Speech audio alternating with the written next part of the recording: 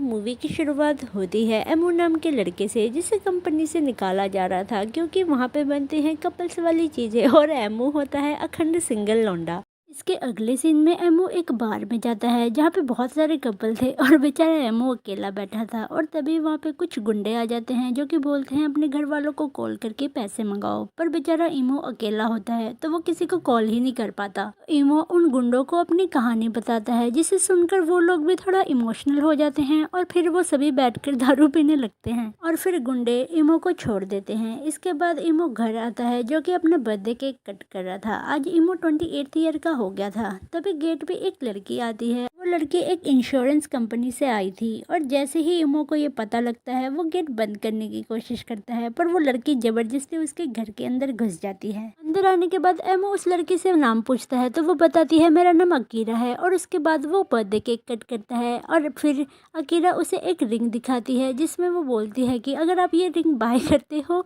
तो आपको बहुत सारी गर्लफ्रेंड्स मिलेगी, मतलब इसे पहनने के बाद आप कुछ भी चीज़ फेंकोगे वो सुंदर सी लड़की में कन्वर्ट हो जाएगी और आपकी गर्लफ्रेंड बन जाएगी। और इसके बाद अकीरा वहाँ से चली जाती है। शाम को एमो जब नहा रहा होता है उसके हाथ में वही रिंग थी तो वो उसे पहन लेता है। वो जैसे ही सॉप को पकड़ता है वो स्लिप हो जाता है, जिसके कारण वहाँ पे एक गोलू मोलू सी लड़की बनकर आ जाती है, जिसे देखकर एमो काफ़ी ज़्यादा हैरान हो जाता है।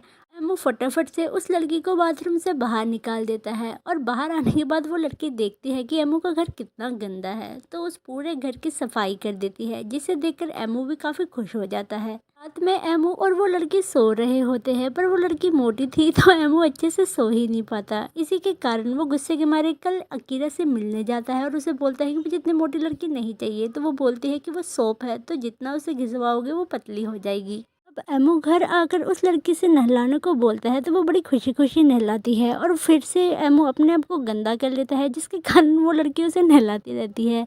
एक दिन एमो गेम खेलने बाहर जाता है जहाँ पे वो काफ़ी गंदा हो गया था तो वो लड़की उसे नहला देती है, जिसके बाद वो लड़की एकदम स्लिम होकर बाहर निकलती है, जिससे एमो की आंखें तो चंधिया जाती हैं। उसके बाद एमो बॉडी वॉश ले आता है ताकि वो लड़की ज़्यादा घिसे ना, पर उस लड़की को जेलस फील होती है और उसे ऐसा लगता है कि वो उसकी सौतन ही ले आया और वो गुस्से के मारे रोते हुए बाहर चली जाती है। और बाहर हो रही थी बारिश और देखते ही देखते वो लड़की भी बबल बनकर उड़ जाती है और फिर एमो उसे देखता ही रह जाता है। के अगले दिन एमो अपनी गोल्ड फिश को उठाता है और उसे भी हवा में फेंक देता है, जिसके बाद वहाँ पे एक सुंदर सी लड़की बनकर आ जाती है। एमो उसे लेकर नीचे आ जाता है, जहाँ आने के बाद वो लड़की बहुत सारा खाना खाती है, पर एमो उसे रोकता है ज़्यादा खाने से क्योंकि ज़्यादा खाकर वो लड़की मर भी सकती थी। तो वो सारा खाना ऊपर की तरफ रख देता है और साथ ही वो लड़की उसे हर 7 सेकंड में भूल भी जाती थी। तो एमो उसके हाथ में अपनी ड्राइंग बना देता है। उसके बाद वो दोनों पूरा दिन घूमते हैं और खाते पीते हैं। एमो उसे रोकने की तो कोशिश करता है पर वो गोल्डफिश रुकती नहीं। तभी एक लड़की सामने से गुजर रही होती है तो एमो उसे चेकआउट करने लग जाता है। गोल्डफिश को ये देखकर काफी नाराज होती है तो वो उसे एक चांटा धर देती है।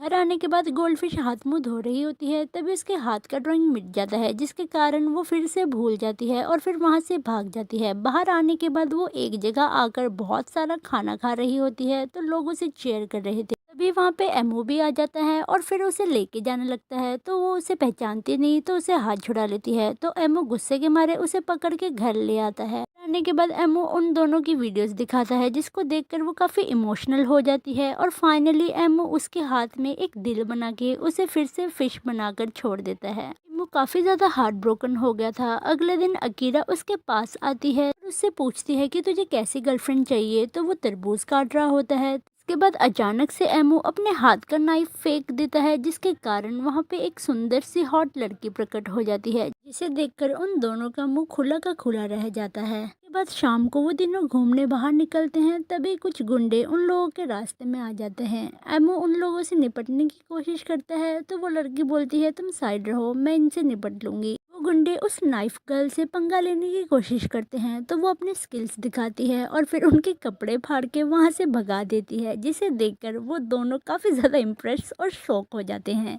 अगले दिन एमो नाइफ गर्ल को घुमाने ले जाता है पर वो एक आदमी के पास आकर रुक जाती है क्योंकि वो उससे प्यार करती थी जब वो लड़की एज अ नाइफ थी। अब उसके हाथ में न्यू नाइफ देखकर वो लड़की काफी ज्यादा जल जाती है और ये चीज एमो भी नोटिस कर रहा था। अब वो दोनों एक जगह आकर बैठ जाते हैं जहाँ पे वो लड़की बोलती है कि मुझे तुम नाइफ बना दो फिर से। तो एमो उस लड़की को नाइफ बनाकर उस आदमी के पास छोड़ के वहाँ से रोते हुए निकल जाता है। अब उसका दिल इतना ज़्यादा टूट गया था तो वो घर आके फिर से एक और लड़की बनाने की सोचता है और तभी उसे एक कैक्टस का पौधा दिखता है। एमो उसे ही लड़की बना लेता है, पर वो लड़की जैसे ही एमो को हक करती है उसके पूरे शरीर में कांटे घुस जाते हैं। वो काफ़ी ज़्यादा तंग आ चुका था और फाइनली उसकी नज़र जाती है अपने फ़ोन पे जिसका 100% चार्ज हो रखा था। तो इस बार वो अपने ही मोबाइल को फेंक देता है, जिसके बाद वहाँ बन जाती है उसकी मोबाइल गर्लफ्रेंड।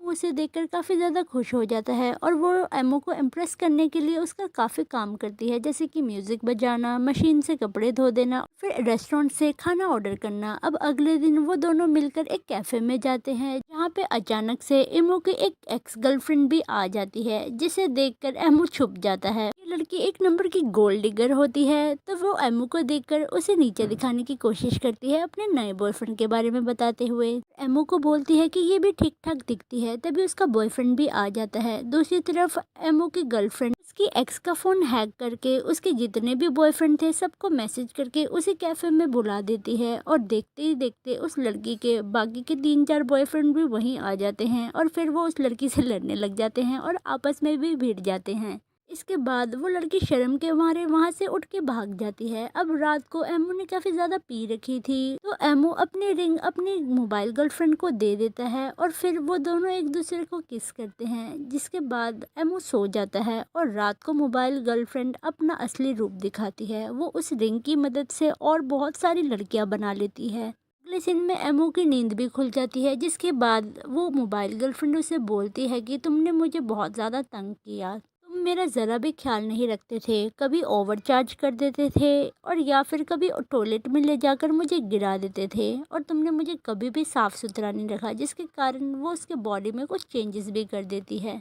कीरा एमो को मैसेज करती है, पर मोबाइल गर्ल उसे मैसेज का रिप्लाई करती है और साथ ही अपनी और एमो की फ़ोटो भेज देती है। और इसके बाद मोबाइल गर्ल एमो को एक जगह ले आती है कुछ लेने, तभी वहाँ पे अकीरा भी आ जाती है और फिर एमो को बचाने की कोशिश करती है, पर मोबाइल गर्ल उसे कमांड देती है अकीरा को मारने की, तो अकीरा एमो को ऊपर से नीचे फेंक देती है, जिसके कारण एमो थोड़ा सेट हो जाता है। इसके बाद मोबाइल गर्ल और अकीरा की लड़ाई हो जाती है, क्योंकि अकीरा के पास भी वो रिंग थी। अब वो दोनों सामान को ह्यूमंस में कन्वर्ट कर करके एक दूसरे को लड़ा रहे थे और and the end mobile girl का चार्ज भी खत्म होने वाला होता है। इसके बाद इमो और मोबाइल गर्ल चार्जर की तरफ भागते हैं, पर चार्जर पहले ही इमो खींच लेता है, जिसके बाद मोबाइल गर्ल का भी चार्ज खत्म हो जाता है और फिर वो मोबाइल बन जाती है। अगले सीन में अकीरा और इमो टेरेस पे होते हैं और एक दूसरे का हाथ पकड़ के खड़े होते हैं, जिसके बाद वो दोनों रिलेशनशिप में आ जाते हैं और इसी के साथ ये मूवी यहीं खत्म हो जाती है। Thank you for watching, bye bye.